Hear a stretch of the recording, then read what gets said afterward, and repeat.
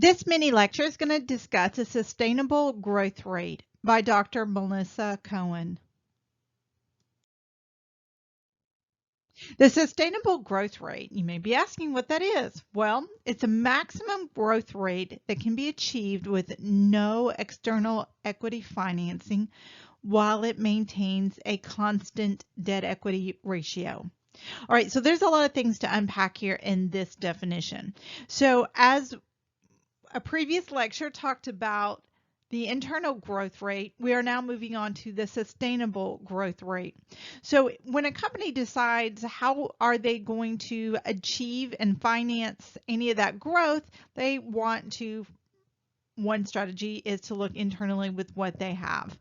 And so specifically, the sustainable growth rate is the maximum growth rate that can be achieved with no external equity financing.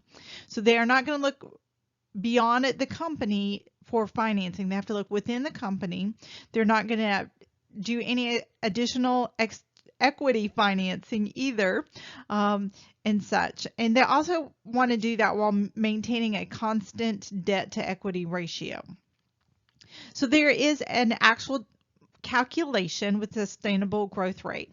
And how you are going to calculate that is by looking at the return on equity multiplied by lowercase b, and that's the plowback ratio. Then you're going to divide it by 1 minus the return on equity multiplied by the plowback ratio.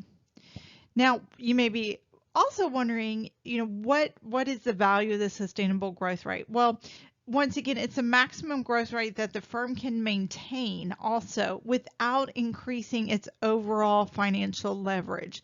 So they don't want to take on more equity. They don't want to take on more debt and such. Now, there are specific reasons why a company wants to avoid equity financing. And here are just two of them. So one being that new equity sales can be very expensive for a corporation due to the fees involved to issue equities and stocks. So as you know, if a company wants to do another round of stocks, or if they want to go and issue an IPO for their first round of stocks, it takes a lot of money, lawyer fees, corporation fees, people's time and efforts, etc. The other main reason why a company may want to avoid equity financing is simply the current owners may not want to bring in new owners, or they may not want to contribute any additional money of their own. So once you start asking and you're issuing equities, you are giving up ownership control of the company, and that may be something that the companies don't want to do. And that second part of that is they may say, hey, I've already put in my $10-20 million into this company. I don't want to put any more money in. Now, I'm going to work through a couple examples here so that you can see kind of the math and the steps that you need to actually calculate the sustainable growth rate. And here's the first example. So we are given three variables in this example. We have the net income as $80. We are given the total equity as $300, and the retained earnings is $58. So going back to our original formula, we're going to look at the step one is simply to calculate the return on equity. And as you may or may not recall, the return on equity is simply the net income divided by the total equity. Now, and in this example, we are actually given those specific two variables here. So we know our net income is $80, and we're going to divide it by the total equity of $300. You get out your calculator, it comes to 0.26666 infinity there. Or if you want to convert that to a percentage, it's 26.7%.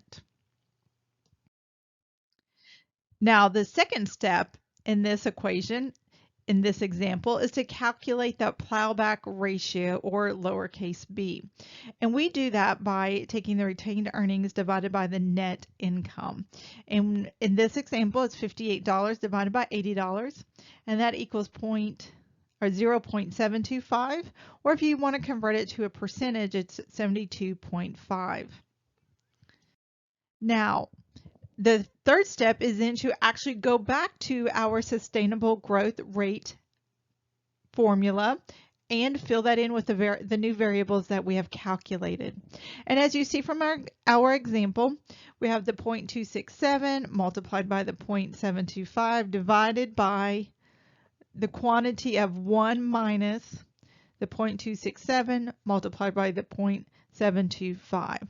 Now you do want to remember that you don't want to interchange your percentages with your actual calculations, the numbers that you calculated. So if you have 0.267, all of your variables need to, all of the information here needs to stay within that same mathematical proportion, versus what you don't want to do is put 0.267 multiplied by 72.5%. So you don't want to have one converted to a percentage and another one still at that same mathematical formula there, because then that will definitely make your numbers wrong.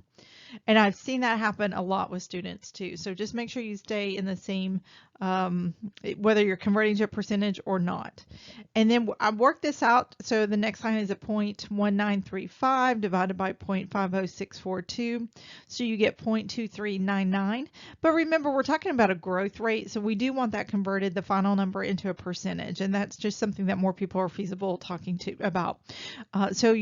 In this example, the sustainable growth rate is 23.99%.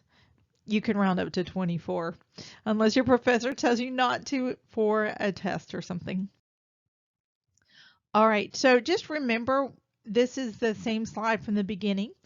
Just as a recap, summary, reiteration here, and I would encourage you to repeat on your own the definition a couple of times verbally so that you make sure you understand how the entire definition works together, and definitely help you to remember the concept as well.